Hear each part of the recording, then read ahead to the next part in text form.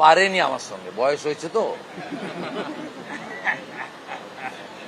আমি 21টা অ্যাপার্টমেন্টে গেছি, 4 থেকে 5টি করে বুথ, 100+ বুথে প্রায় ধরুন, প্রত্যেকটা 5টা 6টা 4টে করে। এখানে তো সিঙ্গেল বুথ হয় না, এখানে 96টা ভোটিং কম্পার্টমেন্ট আছে, সেখানে মাল্টিপল নাম্বার অফ বুথস আছে। উনি পারেননি আমার সঙ্গে দৌড়াতে, এবং আমার খুব মানে দুটো জিনিস আমার তৃণমূলকে নিয়ে আমার 2-3টে অভিজ্ঞতা আমার হয়েছে। প্রথম হচ্ছে, মমতা ব্যানার্জির আমি জুনিয়র ছিলাম তৃণমূলে, মানে পলিটিক্যালি জুনিয়র ছিলাম, বয়স তো এখনো জুনিয়র। অসীম বসুর বাড়িতে মমতা ব্যানার্জি আপনাদের নিয়ে একটা ভালো আড্ডা বসিয়েছিলেন। আমার গাড়িটা দেখে অসীম বসুর ঘরের ভিতরে ঢুকে যাওয়া ওনার কোনো দরকার ছিল না। আমি সভ্যতা জানি, রবীন্দ্রভারতী বিশ্ববিদ্যালয়ের মাস্টার্স। আমি আর যাই করি, আমি ওনাকে ওখানে গিয়ে আক্রমণ করতাম না।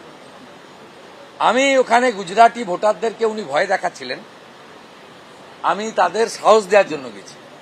তাতে দেখলাম উনি বিজেপিকে কতটা ভয় পান। উনি শটান অসীম বসুর ঘরের ভিতর ঢুকে দরজা লাগিয়ে দিয়েছিলেন।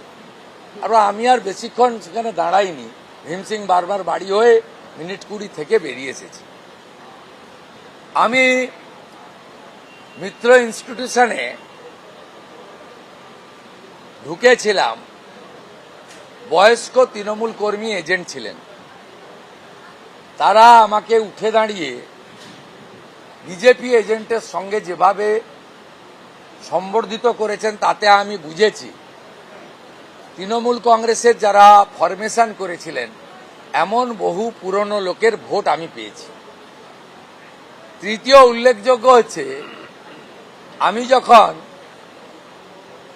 চক্রবেড়িয়া থেকে বেরিয়ে যোগুবাবুর বাজার থেকে পেরিয়ে আসছিলাম, তৃণমূলের একটি ক্যাম্পে কার্যত আমি তো হেঁটেই ঘুরছিলাম, আমাকে হাত ধরে এক দিদি ডেকে নিয়ে গিয়ে, আমি খাই না কোল্ড ড্রিঙ্কস, মানে আমি এমনিতেই খাই না কোল্ড ড্রিঙ্কস, আমি একটু ন্যাচারাল খাই, অর্থাৎ পালর শরবত, ভুসির শরবত, ডাবের জল, এগুলো আমি এগুলো খাই না। কিন্তু দিদির এত আপ্যায়ন, আমাকে গলায় কোল্ড ড্রিঙ্কস কিছুটা ঢালতে হয়েছে ওই দিদি, মানে ওই বয়স্ক মহিলা বা প্রবীণার মানে তার আবদারটা রাখতে গিয়ে। এই ছোট ছোট ঘটনাতে আমার মনে হয়েছে তৃণমূল কংগ্রেসের মালিকরা ভীত সন্ত্রস্ত, আর প্রকৃত কর্মীরা পরিবর্তনের পক্ষে।